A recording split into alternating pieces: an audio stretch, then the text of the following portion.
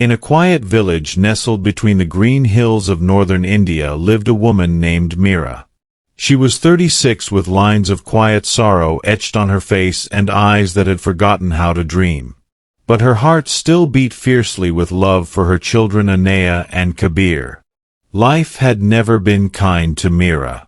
10 years ago, during a violent monsoon storm, Meera's husband, Rahav, left the house after an argument, furious over their growing debts and the weight of responsibilities he never learned to carry. That night, he never returned. Some said he boarded a train to the city to escape it all. Others whispered he had taken his own life near the riverbank. No one knew for sure. What remained was silence, and Meera was left to pick up the broken pieces alone. Since then, Meera had worn both the hat of a mother and a father, her dignity stitched into every torn piece of her sari. Each morning, before even the birds dared to sing, Meera would rise, wrap her faded dupatta around her head, and walk into the misty dawn to sweep and scrub floors in the homes of the well-fed and well-dressed.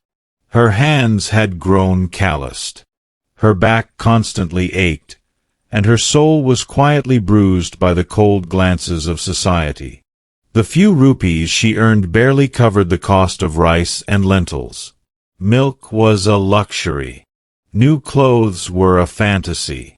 Anaya and Kabir never once uttered a word of complaint, but Meera saw the unspoken hunger in their eyes and the way they looked longingly at the lunchboxes of other children. At night, when the village lights dimmed and her children slept huddled together, Meera would sit alone in a corner of her mud home. She would stare at the cracks in the wall and whisper, "Why me?" Her tears fell silently like the rain no one notices. The village women often whispered behind her back, "That luck follows her," they said. Their words became shadows that Meera couldn't shake off, and slowly she began to believe them. There were nights she hated her life, not for herself, but for what her children were being denied. One afternoon, Anaya came home from school, tears spilling down her cheeks. "Ma!"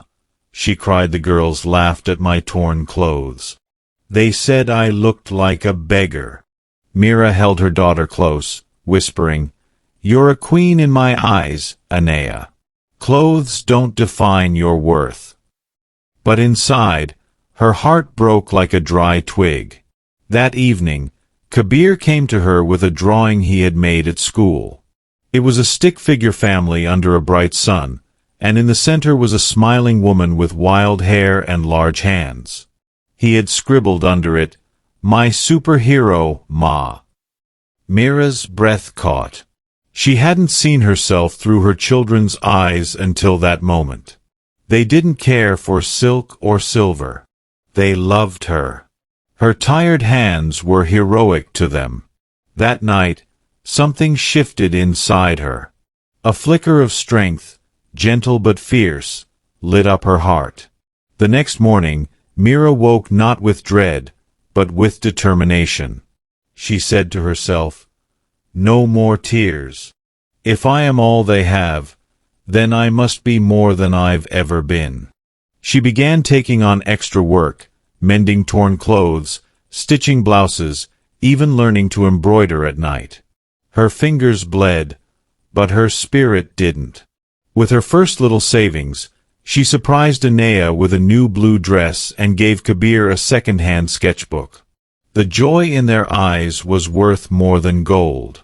One day, while collecting payment from a schoolteacher, Meera caught the attention of Mrs. Duza, a kind-hearted woman who ran a community group.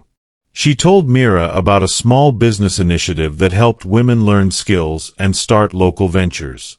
Meera hesitated. "What can I do?" she asked. Mrs. Duza smiled. "What you've always done. Nurture, create, cook. Why not start with your pickles?" Meera laughed nervously. "Who would buy my pickles?" "Let the world decide," the teacher said gently. And so, with trembling hands and a hopeful heart, Meera started bottling her homemade mango and chili pickles. Her first jar sold quickly. People loved the bold flavor, just like her resilience. Week by week, order by order, Mira's small business grew. Her income increased. She fixed the roof, bought new notebooks. Her children started doing better in school. Her home, once damp and silent, now echoed with laughter. She no longer hated her life. She had lived it fully with grit, grace, and an unshakable love. Life doesn't always unfold the way we wish. Sometimes it wounds us, breaks us, tests us in silence when no one is watching. But it is in those unseen moments when we choose to keep going, keep loving, and keep believing that real strength is born. Mira didn't wear armor or hold a sword. She held her family together with nothing but her hands, her courage, and her quiet faith. Don't hate your life because it's hard. Often the hardest lives become the most inspiring stories not because they were easy, but because someone refused to let the darkness define them.